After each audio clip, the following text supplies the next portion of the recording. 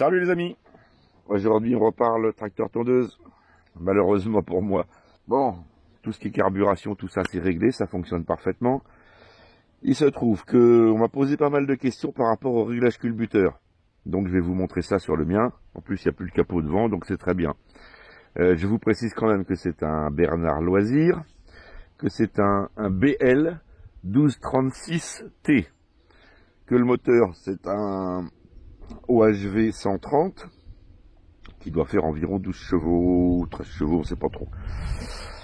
Voilà, donc qu'est-ce qui vient de se passer? Eh ben, j'avais un palier qui était mort, celui-ci, je l'ai changé il y a quelques temps, et puis là, je viens de casser un palier, mais cassé, c'est-à-dire qu'en fait, voilà le neuf, et en fait, moi je l'ai cassé ici, ici et ici.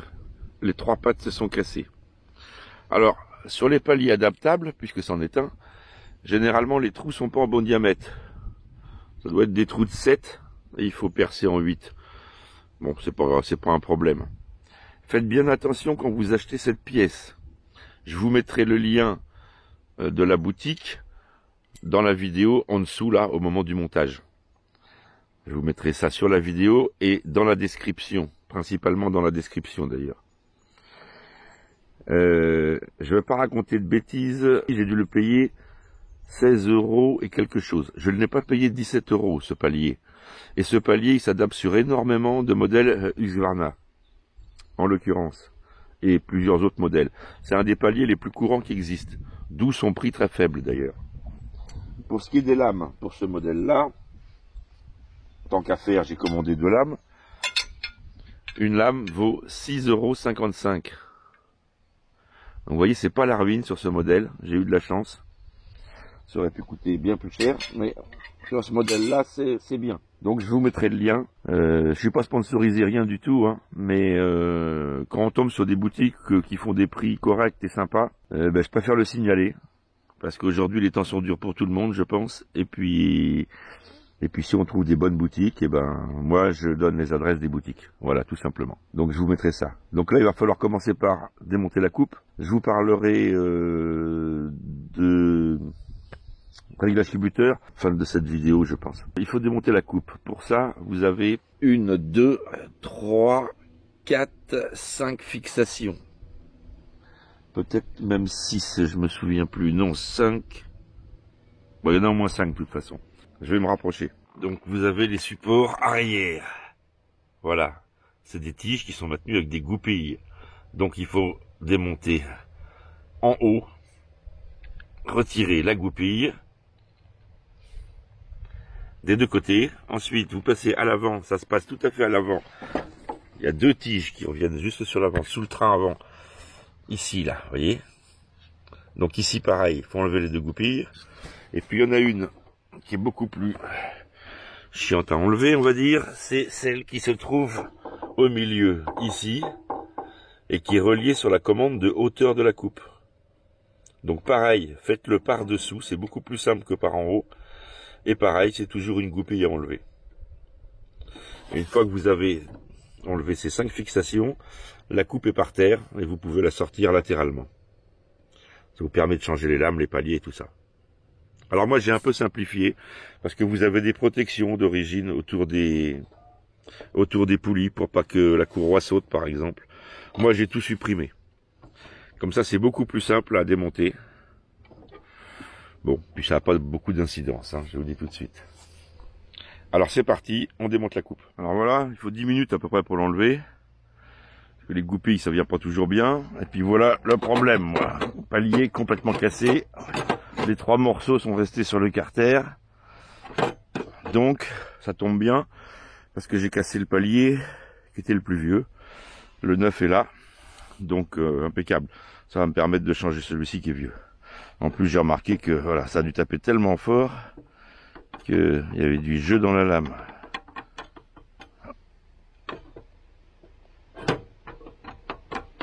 Donc ça a dû taper. Bon, c'est vrai que attention, moi je lui fais faire des trucs impossibles. Je fais même labourer presque. À des endroits, c'est une catastrophe. Plus là, je suis tapé dans la ferraille, j'ai tapé dans plein dans des pierres, des calages nets dedans, enfin tout un tas de trucs dans ce genre-là. Donc forcément, ça souffre. Hein. Forcément, ça souffre. Alors, heureusement, les pièces sont pas très chères. Allez, je démonte ça, on remplace le palier, je mets les lames neuves, on remonte la coupe. Alors le problème, comme sur l'autre palier que j'avais changé, c'est pourtant pas la même boutique, mais voilà, ils sont percés en 7, ça va pas.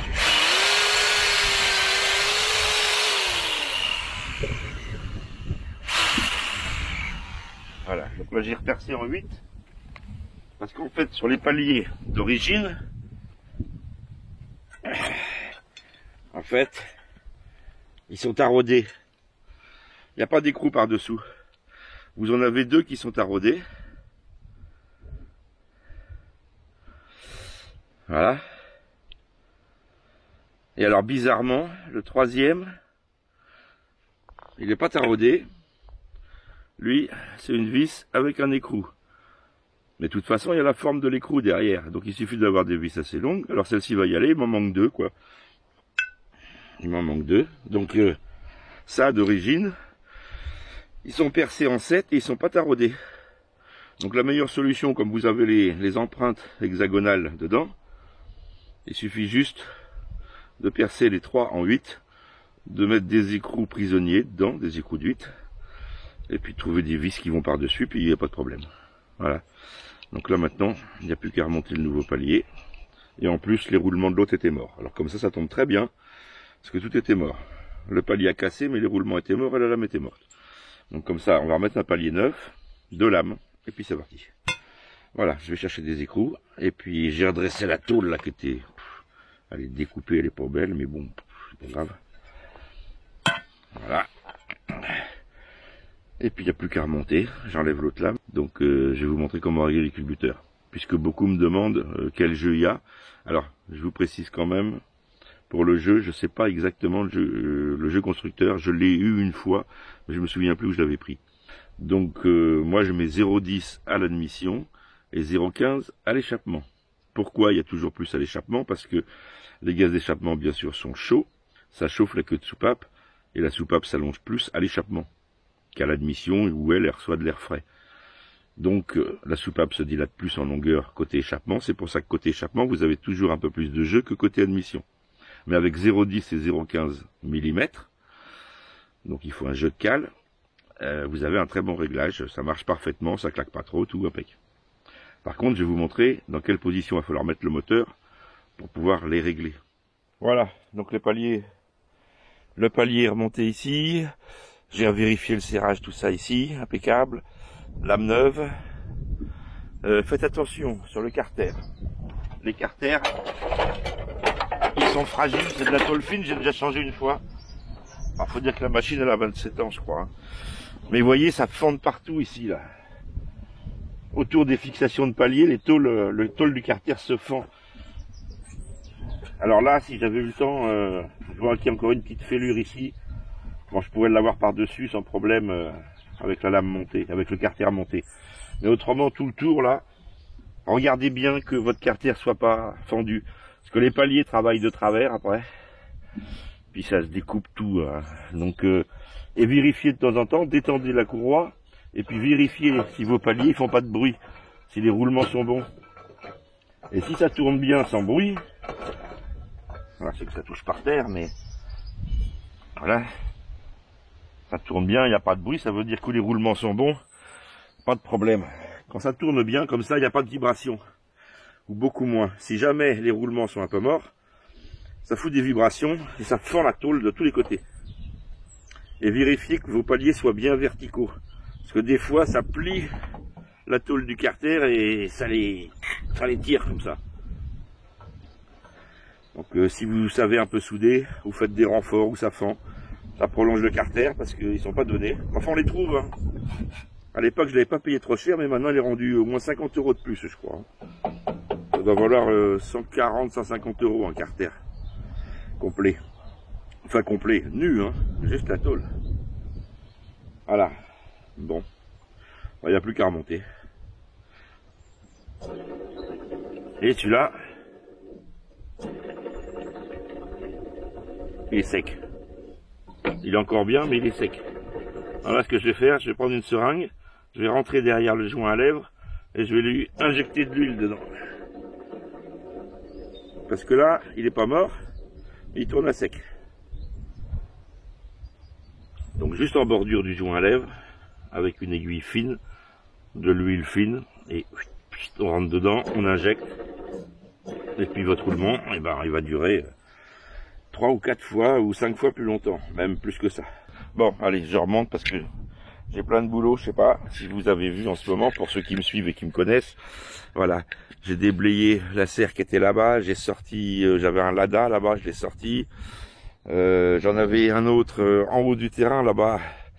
Donc on l'a sorti avec un tracteur, mais il fallait un tracteur pas large, donc avec un vigneron, on a réussi à le sortir.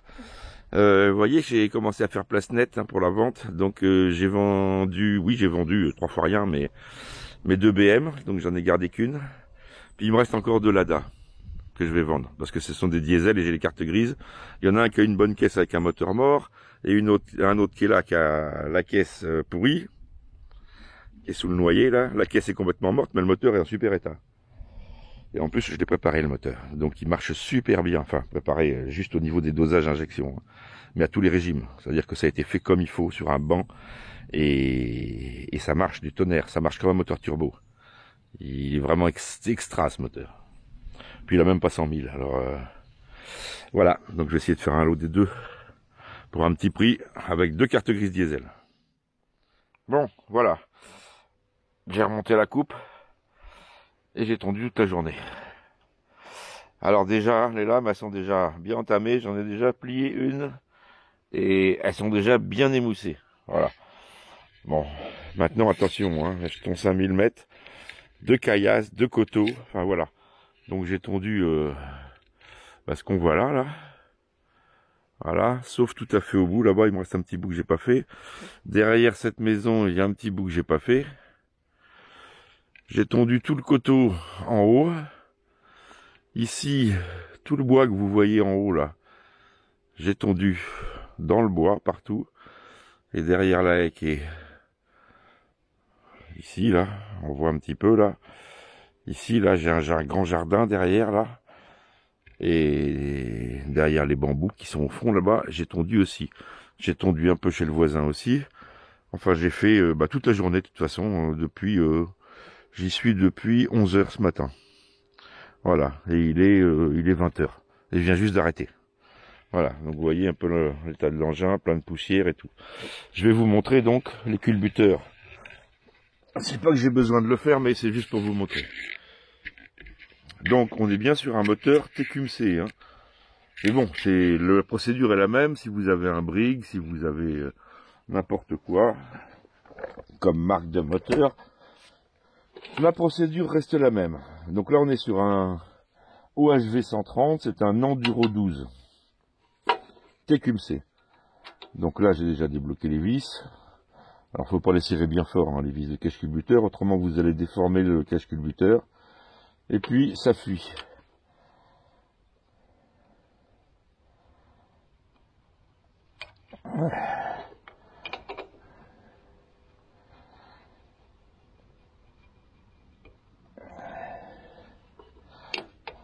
Voilà. Donc c'est vraiment tout simple. Là en plus il n'y a plus le capot, donc ça va super vite. C'est pour ça que je vous le montre. Voilà. Alors, je perds de l'huile à chaque fois forcément.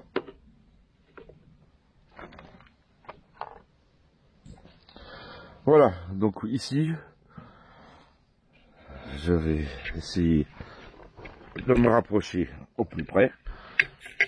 Voilà, donc le mieux c'est de mettre un torchon avant sur le pot d'échappement, parce que le problème c'est que là l'huile a coulé sur le pot d'échappement et maintenant ça va fumer pendant un moment avant que ça s'élimine, et ça pue. Alors le mieux c'est de mettre un torchon avant d'enlever le cache. Alors, première chose, définir quelle est la soupape d'admission, quelle est la soupape d'échappement. Sur ce modèle-là, c'est très simple. On a l'admission qui se trouve en haut, ici. Donc ça, c'est la soupape d'admission. et le tube d'échappement qui est en bas, ici, voilà, qui remonte. Donc en face, c'est la soupape d'échappement ici. Ici, vous avez le culbuteur, qui est plus un basculeur en fait. Ici aussi. Et puis vous avez derrière les tiges qui poussent et qui sont reliées sur un arbre à cam. Bien sûr, c'est pas un arbre à cam en tête. Ce sont des soupapes en tête, parce que vous avez des moteurs qui ont les soupapes latérales. Mais là, c'est pas le cas. Ce sont des soupapes en tête. D'où le nom OHV d'ailleurs. Alors, on voit que l'échappement est ouvert et que l'admission, il y a du jeu. Donc, si l'échappement est ouvert, nous sommes sur un moteur 4 temps. Donc, comme son nom l'indique, il y a 4 temps. Et vous avez une explosion tous les 2 tours seulement. Alors qu'un moteur de temps, vous avez une explosion à chaque tour. Alors, qu'est-ce qu'on va faire? On va faire tourner le moteur dans le sens normal de la marche. Alors d'ailleurs, je sais même plus dans quel sens il tourne. On va voir. Ah, il ne va plus tourner. Alors, qu'est-ce qui se passe? La soupape d'échappement se referme. Et c'est l'admission qui s'ouvre. Donc on est dans le bon sens. C'est-à-dire que si la soupape d'échappement vient de se refermer, ça veut dire que le piston était au point mort et qu'il a poussé les gaz brûlés. Là, dès que le piston commence à redescendre, nous sommes sur la phase admission. Et le piston descend, la soupape d'admission s'ouvre, et ça va aspirer le mélange frais. Donc je continue de tourner, j'y arrive pas. C'est pas facile de tout faire en même temps, de tenir la gamme. Donc je continue. Et là, on voit que la soupape d'admission, elle commence à se refermer. Hop, et là elle est fermée. Vous voyez, là je reviens en arrière, voilà. Là, hop, elle se ferme. Et là, elle est fermée. À partir du moment où la soupape d'admission est fermée, ça veut dire quoi? Ça veut dire que le moteur, le piston, il est descendu. Donc le piston qui est dans le cylindre sur le côté, le piston est descendu. Il a aspiré. Quand il est rendu au point mort bas, il ne peut pas aspirer plus, donc qu'est-ce qui se passe? La soupape d'admission se ferme. C'est le cas. Là, ça veut dire que le piston, il est en bas. Donc là, qu'est-ce qu'on fait? On va faire un petit trait ici, par exemple.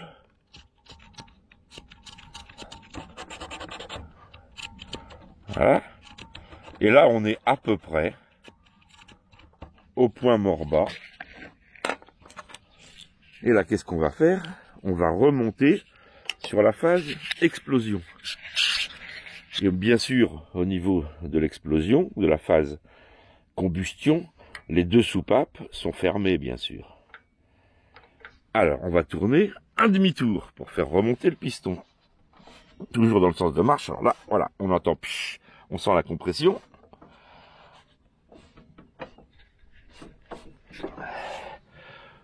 Voilà, je fais à peu près un demi-tour là, voilà. Voilà, comme ça. Ce qui veut dire que là, je me retrouve au point mort avec les 2 soupapes fermées, parce que là, c'est le moment de l'allumage. Donc, on a du jeu à l'admission, et on a du jeu à l'échappement. Puisque les cams, pour l'instant, elles n'agissent pas du tout, puisque nous sommes sur le temps de l'explosion, avec le piston en haut. Vous allez pouvoir régler vos 2 soupapes, les 2 en même temps. Donc vous allez mettre sur l'admission environ 0,10 mm. Alors comme je vous ai dit, c'est pas la valeur exacte, normalement c'est un petit peu moins. Moi là, j'ai un peu plus. Il faudrait presque que je les règle, tiens. Parce que là j'ai plus. Et puis 0,15. Ah oui, puis là j'ai bien au moins un 0,20 tranquille. Même 0,25, 0,30 même. Sur l'échappement. Donc c'est bon à régler. Bon, le problème c'est que j'ai pas où est mon jeu de cale. Et ben vous savez ce que je vais faire, je vais pas remonter. Et puis on verra demain, parce que là la nuit tombe. Et puis on verra demain. Et je réglerai parce qu'il y a un peu trop de jeu. Alors pour régler, il n'y a rien de compliqué. Ça se passe sur la vis centrale. Ici. Là. Plus vous allez l'allonger, plus vous allez mettre de jeu. Et bien sûr, après, il faudra bloquer avec le contre-écrou qui se trouve ici. Donc, première chose à faire, on débloque le contre-écrou ici. Et puis, au milieu du culbuteur, ici, vous allez visser ou dévisser. Si vous dévissez, ça met du jeu. Si vous revissez, ça réduit le jeu.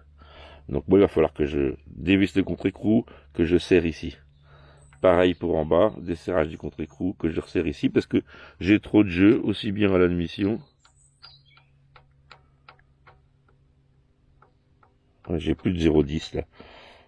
Et puis là, j'ai plus de 0,15. Je dois avoir le double à peu près partout. Bon, ça se règle pas souvent sur ce moteur-là, je vous le dis tout de suite. Bon, c'est à vérifier une fois de temps en temps, quoi, c'est tout. Voilà, donc bon, il n'y a rien de spécial, hein. Là c'est bloqué, tout, il n'y a rien qu'à bouger. Mais bon, ça sera à régler quand même pour peaufiner.